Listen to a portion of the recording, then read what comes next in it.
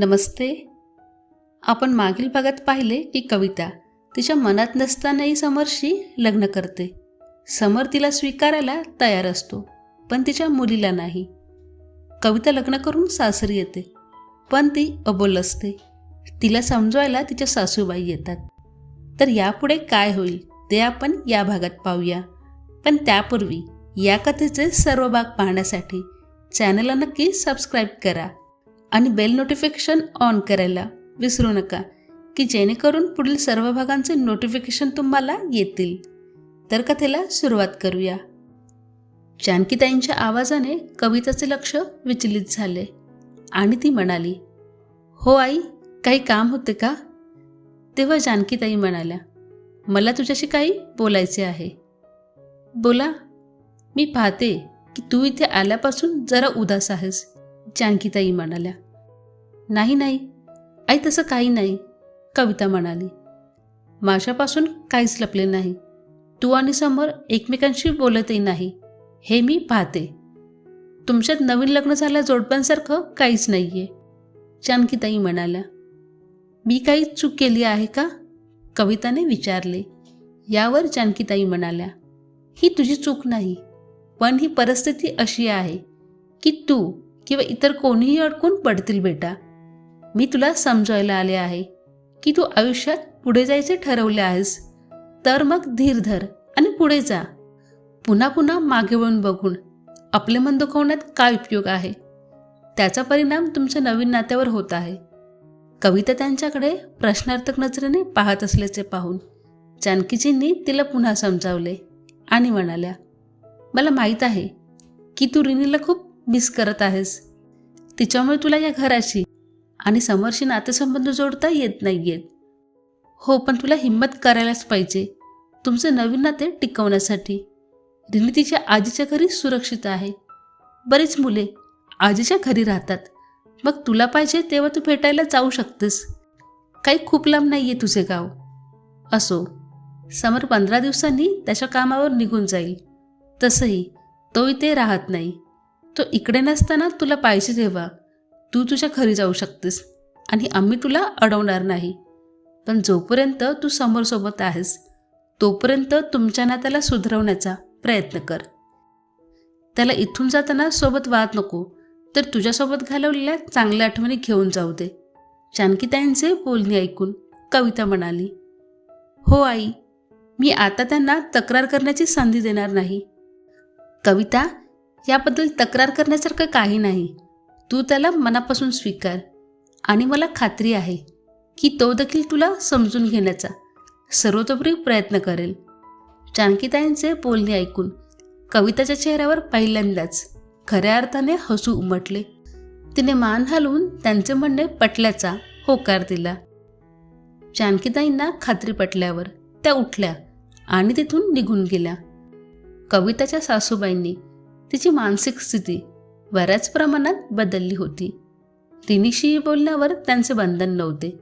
तिला हवे तेव्हा फोनवर बोलता येत असे. स्त्रीचा स्वभाव असाच आहे. ती तडजोड करण्यात पटाईत आहे. काही लोक या गुणाला कमकुवतपणा मानतात आणि त्याचा फायदा घेतात. पण एक गोष्ट मात्र खरी आहे की बहुतेक स्त्रिया नतमस्तक होऊन जिंकण्यात विश्वास ठेवतात आणि पुरुषांना गर्विष्ठ होऊन जिंकण्यात अभिमान वाटतो. संसार दोघांनाही तडजोडीने एकत्र चालवावा लागेल. यावेळी कविता पुढाकार घेणार आहे. ती आता समरला कसे मनवायचे याचा विचार करत होती. आधी तिने स्वतःला नीट केले. तिच्या चेहऱ्यापेक्षा तिच्या मूडला जास्त. त्यानंतर ती दिवाणखान्यात एकटी बसलेल्या जानकीजींकडे गेली. "आई, लुडो खेळाल का?" कविताच्या या अनपेक्षित बोलण्याने आधी तिला धक्काच बसला, पण नंतर तिचे हावभाव पाहून तिला तिची भावना समजली आणि हसत म्हणाल्या, "मी का नाही खेळणार? मी नक्की खेळेन."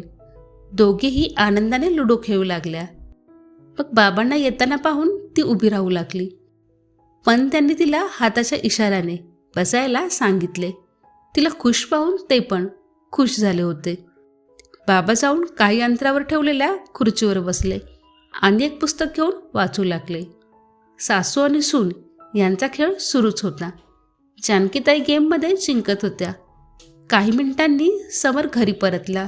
तो मेन गेट बंद करू लागला तेव्हा त्याला आतून हसण्याचा आवाज आला. तो मनात बडबडला, अशा वेळी कोण आला असेल? विचार करत तो आत आला. सासू आणि सून दोघीही लुडो खेळताना पाहून त्याला आश्चर्य वाटलं आणि मनातल्या मनात आनंदही झाला. पण कविताने त्याच्याकडे बघताच त्याचे पुन्हा तोंड पडले आणि तो आपल्या खोलीच्या दिशेने जाण्यासाठी पायऱ्यात चढू लागला. जानकीजींनी कविताला त्याच्या मागे जाण्याचा इशारा केला, पण ती संकोच करू लागली. तेव्हा त्या तिला डोळे विस्फारून हळुवारपणे म्हणाल्या, जा ना. त्यांच्या सांगण्यावरून कविता उठू लागली. समरने काहीतरी विचार केला आणि मागे वळला. मग कविताही पुन्हा खाली बसली आणि तिने फासे फेकले आणि एक घेऊन आली. जानकीताई आनंदाने म्हणाल्या, चल पुढे चाल कर. कविताने खोटे दुःख दाखवले आणि म्हणाली, अहो आई, असं वाटतंय की मी तुमच्या विरुद्ध जिंकू शकणार नाही. समरला त्यांच्या खेळात रस वाटू लागला. तो कविताजवळ आला आणि म्हणाला, तू कशी खेळतेस? थांब, मला दे, मी तुझ्या वतीने खेळेन. हे पाहून जानकीताईंना आनंद झाला, पण खोटा राग दाखवत त्या म्हणाल्या, नाही नाही, हे चालणार नाही. आई, तू माझ्यापासून हरशील अशी तुला भीती वाटते का? समर हसत म्हणाला, हो, आता तुझ्या बायकोची बाजू घे, तुझ्या आईचा पराभव कर. तेव्हा जानकीताई अशा म्हणाल्या. तेव्हा तो प्रेमाने त्यांना म्हणाला, अगं नाही, तू तर माझी लाडकी आई आहेस, हा फक्त एक खेळ आहे. मग त्या पण हसल्या आणि म्हणाल्या, चालेल चालेल, ठीक आहे, खेळ खेळ, बघ मी कशी हरवते. दोघे एकत्र झालात तरी काय झालं, जिंकेन तर मीच. बघूया बघूया, समर म्हणाला. असं म्हणत समर चाल चालू लागला. घरात हशा आणि मस्तीचं वातावरण पाहून कविताला हायसे वाटले. तिच्यामुळे गंभीर झालेले वातावरण आता बदलत होते. दुसऱ्या दिवशी कविता तिच्या घरच्या कामांमध्ये व्यस्त होती. सकाळचं काम उरकून ती वाळलेले कपडे दोरीवरून खाली उतरवत होती. तेवढ्यात समर तिथे आला. त्याला उन्हात गच्चीवर पाहून कविताने हसून विचारले, तुम्ही इथे एवढ्या उन्हात? काय झालं? काही हवे होते का? हो, हवं तर आहे. समरनेही तिच्याकडे खोडकर नजरेने पाहिलं आणि तिचा हात धरला. कविताने लाजून डोळे खाली केले. तेव्हा समर हळूच म्हणाला, मला तुझी संमती हवी आहे. कवितानेही हात सोडवण्याचा प्रयत्न केला आणि म्हणाली, काय? चल शिमल्याला जाऊया.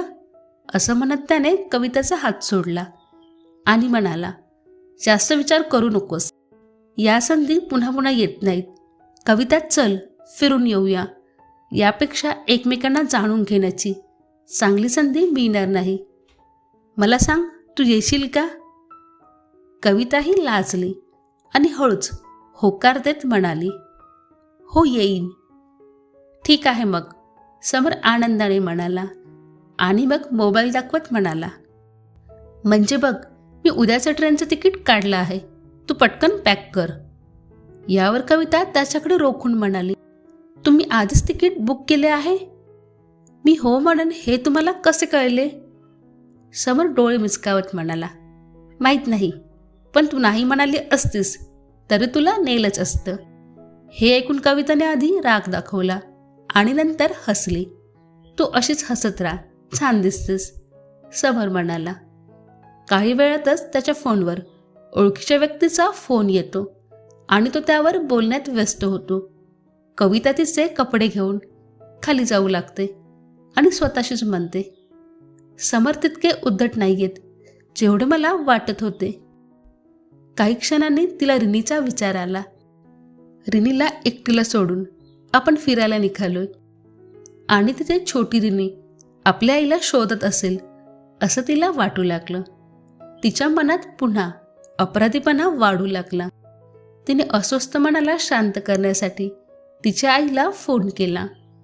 करुणाताईंनी फोन उचलला. हॅलो कविता, कशी आहेस? आई, मी बरी आहे. आवाजाने तर तुझ्या वाटत नाहीये. करुणाताई म्हणाल्या. आई, ते काय आहे ना? हो बोल, करुणाताई म्हणाल्या. मी उद्या त्यांच्यासोबत शिमल्याला जाणार आहे, कविता म्हणाली. ही तर खूप चांगली गोष्ट आहे. आणि मग तू एवढं उदास होऊन का सांगतेस? मी दुःखी नाही, मला फक्त रिनीची काळजी वाटते. का? ती तर माझ्यासोबत आहे, मग काळजी का वाटते? करुणाताई म्हणाल्या. ती माझी आठवण काढून उदास होत असेल ना? कविताचे हे बोलणे ऐकून करुणाताईंना समजले की तिच्या मनात अपराधीपणाची भावना आहे. कविता बेटा, का इतका त्रास करून घेतेस? थोडा व्यावहारिकदृष्ट्या विचार कर. आधी तू बनवलेली नवीन नाती जप. तुझी मुलगी फक्त तुझीच राहील. फक्त ती इथे राहते माझ्यासोबत.